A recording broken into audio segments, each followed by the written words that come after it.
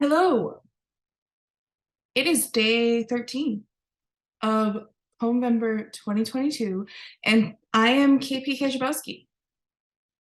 My pronouns are she, her, and that's my dog Otto. You see him? He's perfect.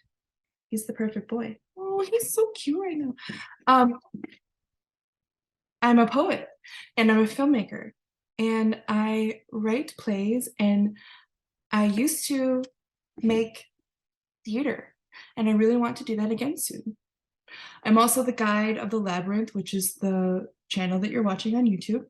And I am building with the Labyrinth a resource library for writers who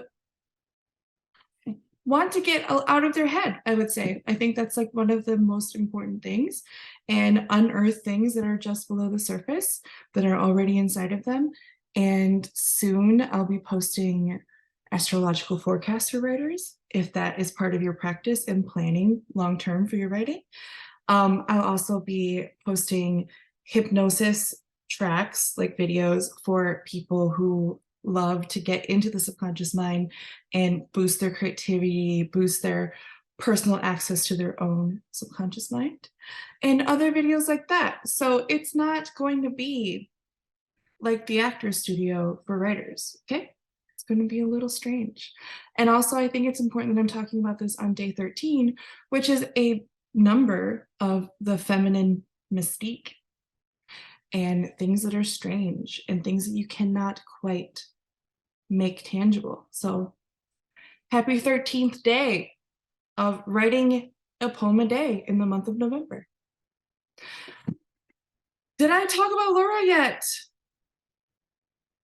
She's a poet inspirer. I love her work so much. Today, let's just get into it right now. I'll be reading her poem, which is called Today, What is Sexy? So let's get into it. Today, what is sexy? Construction worker with two long French braids, sexy. Woman in high-waisted jeans, white t-shirt, plain sandals, sexy. City sidewalks in general, breeze, warm, rainbow heart, pride sticker on the sidewalk, sexy. Having the door held at the coffee shop, tiny portions of food at the coffee shop, sexy. The restraint canceling out the lack of generosity. The iron gate around the dry cleaners, sexy. The black glossy paint tipped with fussy, thornish fleur-de-lis. The pot of periwinkle hydrangeas, huge haphazard balls of blooms, sexy. Woman with gray hair, tangerine shorts, tan legs, jaywalking, sexy. Two people walking ahead of me in culottes. The impulse to react against skinny jeans. Dizzy in the revolving door. Ducking into the open green room to put on mascara. Green room in low light, someone practicing piano on a dark stage. Building that holds the ghosts of dances choreographed in the basement studios, sexy. Suites of offices on the upper floors, not. Stepping into a crowded elevator, no. And finally arriving at my desk, that's not sexy. But the view from the window, the forbidden river calling. I love this poem so much. The link to the poem as you would access it online is in the description below, but also get the book. It's called Ghost Hour. It's an experience. Okay, prompt time, right? So prompt number 1. I find that Laura Cronk's form here is very exciting. I see that she lists items as short stanzas that have a sexy title or that live under the sexy title, which allows for fewer connecting phrases throughout because we know what each short, small stanza is referring to. So I think that the title Today, What is Sexy is like truly brilliant and allows for that elegant, it feels like, and quick moving from image and moment kind of sensation in this poem. I also noticed there's a lack of articles, which kind of anonymizes everything or flattens everything so that it could be anyone's experience, which is sexy. So articles like they, the, and a, and pronouns are dropped most of the time, if not all.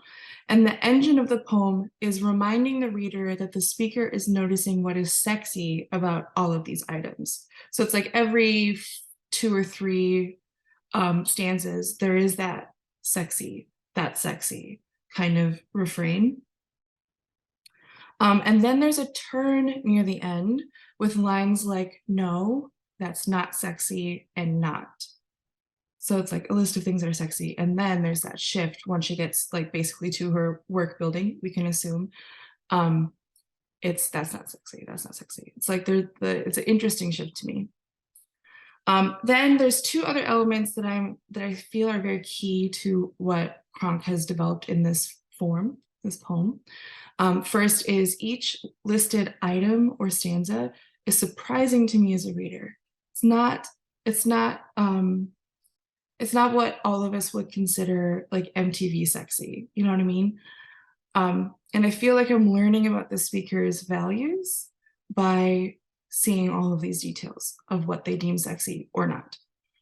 Second then is by the last stanza, we can't be 100% sure that the speaker is saying the forbidden river is sexy or not sexy, just by the way that the syntax of the poem has been built, not 100% sure.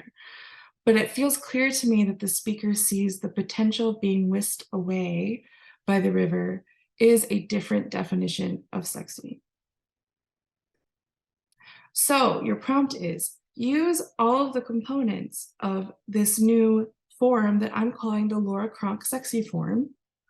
And you'll see I made like bullet points in the description for the components. Prompt number 2 asks you to get a little active. So I ask you to go for a walk or a drive. Go to a place where you will be able to observe people, places, animals, plants, and things. Maybe not all of those, but try to find a place that has all of those elements.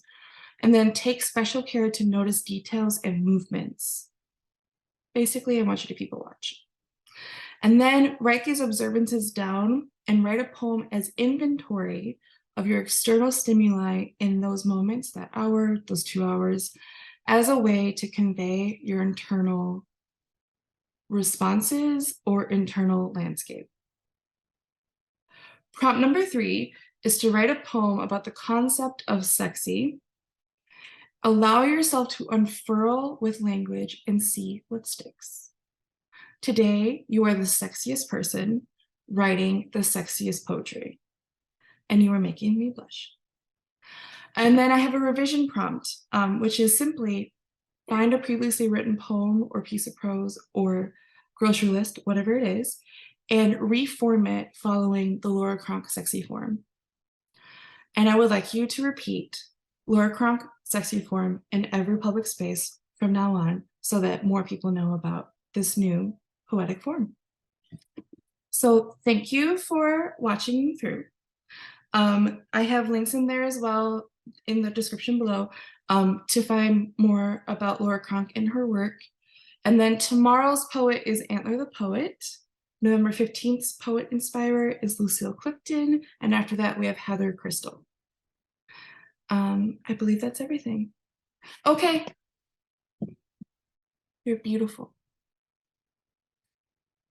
I feel like I believe it. I don't even know who you are. And that's wonderful because every human being on this planet is sexy and beautiful. Just by being alive, truly, we are an erotic species. So that's wonderful. But I feel like the more that I tell other people they're beautiful, the more I'll accept it myself, right? What do you think about that? What do you think about that? Otto, you're beautiful.